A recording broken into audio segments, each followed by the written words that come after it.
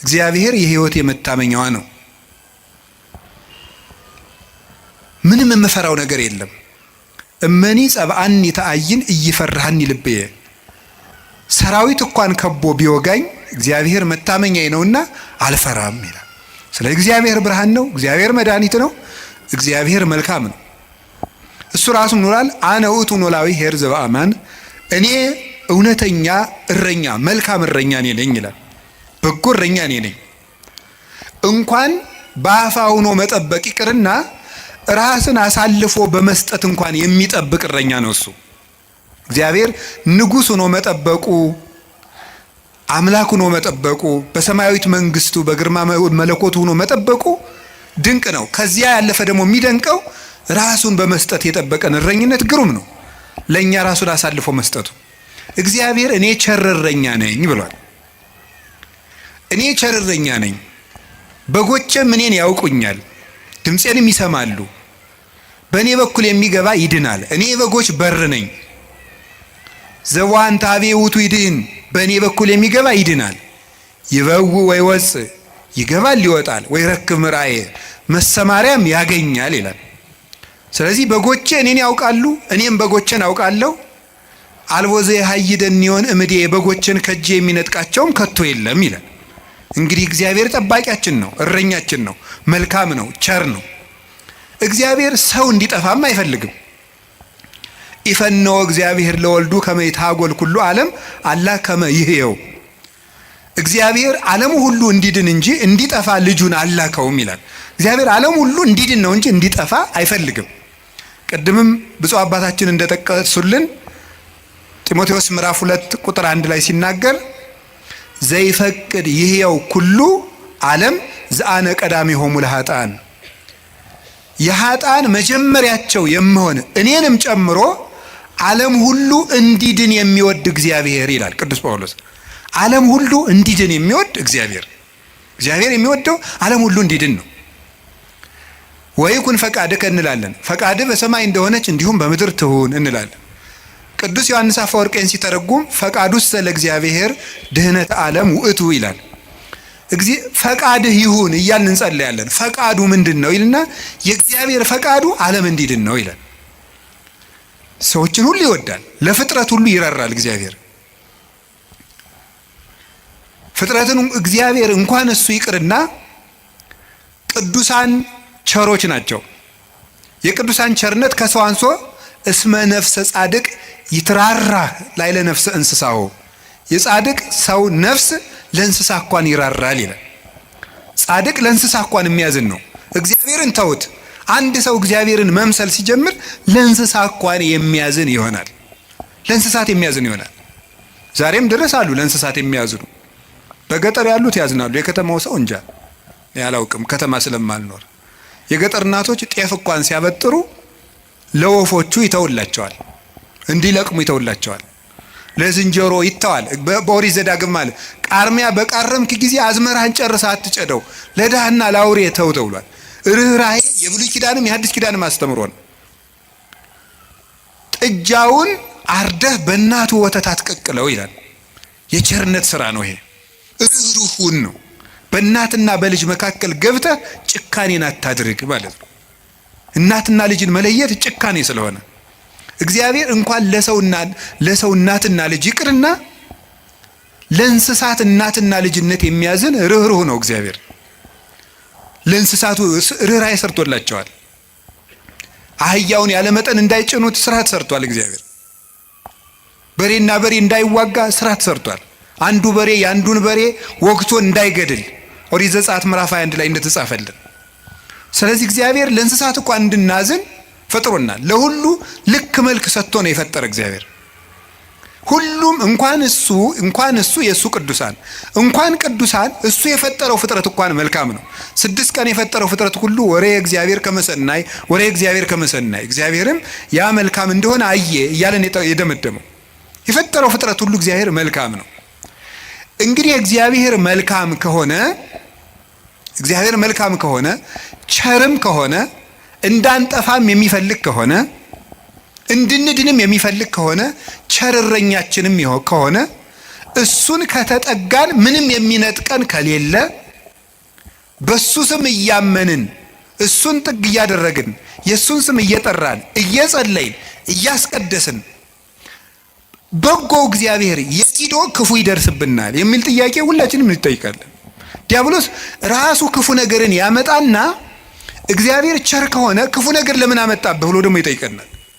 ለዚህ መልስ ያጣች ነፍስ በእግዚአብሔር ተስፋ ቆርጣ ትቆበልላለች። ለምንድነው እግዚአብሔር የማያዝንልኝ? አንዳንድ ጊዜ ደግሞ እንደውም በተለይ ያሁኑ ትውልድ ምን ብሎ ሊጠይቅ ይችላል? ቆይ እግዚአብሔር በእኔ ስቃይ ደስ ይለዋል ይላል። እግዚአብሔር በእኔ ስቃይ ደስ ይለዋል ወይ? ለምንድነው እኛ ስንሰቃይ ዝም የሚለው የሚል ጥያቄ እዚሁ ጋር የሚያያዝ አንድ የመጽሐፍ ቅዱስ ጥቅስ ላንሳላችሁ። አነ ውእቱ ፈጠርኩ ብርሃነ ወገበርኩ ጽልመተ። ብርሃንን የፈጠርኩ እኔ ነኝ፣ ጨለማንም የሰራሁ እኔ ነኝ።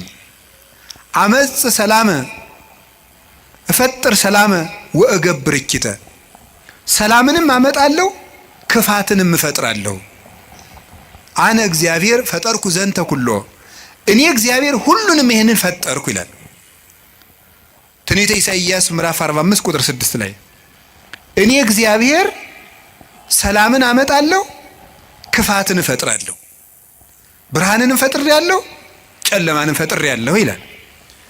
እዚያ ላይ እግዚአብሔር መልካም ነው አለ። አሁን ደግሞ እዚህ ላይ እኔ እግዚአብሔር ክፋትን እፈጥራለሁ ይላል። እግዚአብሔር ክፋትን ይፈጥራል? ምን ትላላችሁ? እንዴ እፈጥራለሁ ያለ እኮ ራሱ ነው። እግዚአብሔር ራሱ ነው እኔ ክፋትን እፈጥራለሁ። እኔ እኮ መጽሐፍ ቅዱስ ላይ ነው የጠቀስኩት። እግዚአብሔር እንደዚህ ብሏል፣ እግዚአብሔር ክፋትን እፈጥራለሁ ብሏል ይላል። ምን ትላላችሁ? እኔ ክፋትን የምፈጥር አምላክ ነኝ ይላል። እኔ ሰላምንም አመጣለሁ ጦርነትን የማመጣው እኔ ነኝ ይላል። ከዚያ መልሶስ ደግሞ ምን ይላል? ደግሞ መልእክተ ያዕቆብ ምዕራፍ 1 ቁጥር 3 ላይ እያሜክር እግዚአብሔር በእኩይ ይላል። እግዚአብሔር በክፉ ማንንም አይፈትንም ይላል። እንዴት ያለ ነገር ነው! እግዚአብሔር በክፉ ማንንም አይፈትንም። ኢሳይያስ ላይ ደግሞ እኔ እግዚአብሔር ክፋትን እፈጥራለሁ። አልተጋጨም? ተጋጭቷል? እሺ አልተጋጨም። አንስታሴዎስ የሚባል ሊቅ ምን ብሎ ይናገራል? መጽሐፍ ቅዱስ ተጣልቶ አያውቅም። መጽሐፍ ቅዱስ የተጣላ መስሎ የሚታየን እኛ ከመጽሐፍ ቅዱስ ጋር ስለተጣላን ነው ይላል። አንተ ከመጽሐፍ ጋር ስትታረቅ መጽሐፍት ተጣልተው አያውቁም ብሎ ይናገራል። ስለዚህ እግዚአብሔር መልካም ነው። እስቲ እግዚአብሔር መልካም ነው በሉ። እግዚአብሔር ቸር ነው በሉ። ሰው ሁሉ እንዲድን ይፈልጋል፣ ይረዳናልም። ልብ በሉ። እንዲያውም ምንድን ነው የሚለው? ወይ ፈቅድ ምክንያት ለድሂን። እግዚአብሔር ሰውን ለማዳን ምክንያት ይፈልጋል። ሰውን ምክንያት ፈልጎ ነው የሚያድን እንጂ ቆይ እስቲ በገሌ በምን ልፍረድበት አይደለም የሚለው። የሚያድን ነገር ከዚህ ሰውዬ ምን ላግኝ፣ እንዲያው ምን አይቼ ልማረው ነው የሚለው እንጂ እግዚአብሔር እንዲያው በገሌ በምን ልፍረድ ይችንም ልመዝግብ አይደለም የሚለው። ኃጢአትን ብትቆጣጠር ኑሮ በፊት ማን ይቆማል ያለ ዳዊት ይሄን ነው። ኃጢአትን ብትቆጥር በአንተ ፊት የሚቆም ማንም አይቆምም። ቸርነትን ነው የሚቆጥር። እግዚአብሔር ሰውን ለማዳን ተግቶ የሚሻ አምላክ መሆኑን የምታዩት ሰውን ለማዳን ወርቅ እፈልጋለሁ ቢል ኑሮ ወርቅ ስንት ሰው ይኖረዋል? እግዚአብሔር ግን ሰውን ለማዳን እስከ ውሃ ዝቅ ያለ አምላክ ነው። ቀዝቃዛ ውሃ የሰጠ ይድናል አለ። ምን ማለት መስላችሁ? እስከ ትንሹ ነገራችሁ ድረስ እናንተን ለማዳን እወርዳለሁ። ውሃ ማንም ሰው ሊያገኘው የሚችለው ነው። ሌላ መንፈሳዊ ትርጉም አለው። ውሃ የሰጠ የተባለ ይላል ቅዱስ ቄርሎስ። ሰው ምንም ነገር ቢሰጥ በእግዚአብሔር ዘንድ ውሃ ነው። አካልህን እንኳን ለእግዚአብሔር ቆራርጠ ለሰማዕትነት አሳልፈ ብትሰጥ ለእግዚአብሔር ግን ውሃ እንደመስጠት ነው። ምክንያቱም ያ አካል የራሱ ነው። እግዚአብሔር ደግሞ ላንተ ያደረገልህ ነገር ያንተ አካል ቢቆራረጥ እንኳን የማይመጥን ነው። ስለዚህ ለእግዚአብሔር ምንም ነገር ብንሰጥ ውሃ ነው። አካል ውሃ ነው። እንደዚያ ከሆነ እግዚአብሔር እንደዚህ ያለ መልካም አምላክ እንዲህ ያለ መልካም አባት ከሆነ ለኛ የሞት አምላክ አኮ በመላክ ወአኮ በተንባል መላክ ልኮ አማላጅ ልኮ ሳይታረቀን ራሱ መጥቶ ከታረቀን እስከዚህ ድረስ ሰው የሚወድ አምላክ ከሆነ ለምንድነው እግዚአብሔር ክፉ የሚያመጣብን የሚል ጥያቄ ይኖራል። እግዚአብሔርስ በክፉ ይፈትናል ወይ? መልሱ አይፈትንም ነው። እስኪ አይፈትንም በሉ። እግዚአብሔር በክፉ ይፈትናል አይፈትንም? እግዚአብሔር ክፉ ይፈጥራል አይፈጥርም? እስኪ ንገር፣ ይፈጥራል አይፈጥርም? አይፈጥርም። እግዚአብሔር እንዴ እፈጥራለሁ ብሎ አላልክም ቅድም ልትሉ ትችላላችሁ። እግዚአብሔር ክፉ አይፈጥርም። ታዲያ ምን ማለት ነው? ክፉ ሲመጣ ዝም ይላል ነው። እስኪ በሉ ንገሩ እንጂ ክፉ ሲመጣ እስኪ ለምሳሌ እንዲህ የሚል ነገር አለ። ሮሜ ምዕራፍ 13 ቁጥር 1 ላይ እስመ ይሰየም መኮንን ዘእንበለ ዘእምኀበ እግዚአብሔር ይላል። ያለ እግዚአብሔር ፈቃድ ባለስልጣን አይሾምም ይላል። በደንብ ስሙ። ያለ እግዚአብሔር ፈቃድ ምን አይሾምም? እና እንግዲህ ሁሉም ባለስልጣን እግዚአብሔር እየፈለገ ነው የሾመው ነው? አዎ አይደለም? ሁሉም ባለስልጣን ማለት ነው። እንደው የዛሬዎችን መገምገም ከፈራችሁ የድሮዎችን ገምግሙ፣ ችግር የለም። እውነቴን እኮ ነው ማለት ነው። ቢያንስ የድሮዎቹ መጥተው ምንም አያረጉንም ማለት ነው። ስለዚህ የድሮዎቹን መገምገም ትችላላችሁ። እና እንደው ሁሉንም እግዚአብሔር እየወደደ የተሾሙ ናቸው። ምን ይመስላችኋል? ይሄ እግዚአብሔር ክፉ ነገር ሲመጣ ይፈቅዳል ነው። እስቲ ይፈቅዳል በሉ። ይፈቅዳል የሚለው ነገር ፈቃድ እግዚአብሔር የሚባለው ሁለት ትርጉም አለው። ፈቃድ እግዚአብሔር የሚባለው አንደኛው ውዴታ ነው። ሁለተኛው ደግሞ ይሁን ማለት ነው። የእንግሊዘኛ ቃላትን ለመጠቀም ይቅርታ አድርጉልኝ፣ ልጠቀም ነው ገና ስለ ቅርብ ለማድረግ ለእናንተ እንዲመቸኝ ነው። የመጀመሪያው ምን ይባላል? ፐርሚሽን ይባላል። እስቲ ፐርሚሽን በሉ እንጂ። ሁለተኛው ዊል ይባላል። እስቲ ዊል በሉ። እሺ ፐርሚሽን ማለት ምን ማለት ነው? እናንተ ኃጢአት ስትሰሩ እኔም ስሰራ እግዚአብሔር ይፈቅድልናል። ምን ማለት ነው ይሄ? ይፈቅድልናል ማለት እግዚአብሔር እኔ ኃጢአት ስሰራ ደስ ይለዋል ማለት ነው። ይሄ ምን የሚባለው? ፐርሚሽን ይባላል። ስራ ከጠቀመህ ስራ ነው። ኃጢአት አይጠቅምህም ብዬ እኔ ነግሬሃለሁ፣ ይጠቅመኛል ካልክ ስራ ብሎ ይተውሃል ማለት ነው። መተው እሱ ፐርሚሽን ይባላል። ያሰናብተናል። ስለ እግዚአብሔር ክፋት እንዲሰራ ያደርጋል ማለት ክፋት እንዲሰራ ሰዎችን ይተዋቸዋል፣ እንዲሰራ ያደርጋል። ዊል የሚባለው ደግሞ ወዶ የሚሰራውን እግዚአብሔር እንድንጸልይ ይፈቅዳል በሉ፣ እንድንጾም፣ እንድንጸድቅ፣ እንድንታረቅ ይሄ ፈቃድ ነው ይባላል። ይሄ ፈቃድ ማለት ነው ውዴታ፣ ወዶ የሚያደርግልን ነገር። ገብቷችኋል? ልዩነቱ ገብቷችኋል? እሺ ይፈቅዳል ማለት የመጀመሪያው ፈቃድ እግዚአብሔር ነው ይላል። ዝም ብሎ ምንድነው ፈቃድ እግዚአብሔር? ያለ ፈቃድ እግዚአብሔር ባለስልጣናት አይሾሙም ማለት ከየት ነው የምታስገቡት? ክፉ ሰዎች ሲሾሙ ምን ይላቸዋል ነው? ዝም ይላቸዋል ነው፣ ይተዋቸዋል ነው እንጂ ሰዎቹን ናማ እናት የተሾምና ሰውን ጨርስልኝ አይላቸውም። እግዚአብሔር እንደዚያ ብሎ ይሾማል ማለት አይደለም። እንደዚያ ሳይሆን የሚያደርገው እግዚአብሔር ክፉዎች ሲሾሙ ዝም ይላል። ለምንድን ነው ዝም የሚለው? እግዚአብሔር ነው ክፉ ነገር ሲመጣ። ስለዚህ ክፋትን እፈጥራለሁ ማለቱ ክፉ ሲመጣ ዝም እላለሁ ነው። ወይም ምን ማለት መሰላችሁ? የእግዚአብሔር እጅ አጥር ነው፣ ጠባቂ ነው፣ ረድኤት ነው የእግዚአብሔር እጅ። በእግዚአብሔር ለመጠበቅ ያልተገባን ሆነን ስንገኝ እግዚአብሔር አጥሩን ያነሳዋል። ያልተገባን ሆነን ስንገኝ አትጠብቀኝ ስንል ማለት ነው። ምን ማለት መሰላችሁ? መዝሙረ ዳዊት ላይ እንዲህ ይላል፣ መዝሙር 9 ላይ ውሃ ኮሃጠ ለእግዚአብሔር፣ ኃጢአተኛ ሰው እግዚአብሔርን አወከው ይላሉ ሊቃውንቱ። አወከው ማለት ምን ማለት ነው? እንዳይምረው ኃጢአት ይጨምራል፣ እንዳይቀስፈው ጥቂት ጥቂት ጽድቅ ይሰራል። ማታ መዝሙር ቀን ዘፈን እንደማለት እያቀላቀለ እግዚአብሔርን አወከው። ወይም ደግሞ ኃጢአተኛ ሰው እግዚአብሔርን አነሳሳው ይላሉ አባቶቻችን። እንደ ደረቅ ሰው ይላሉ።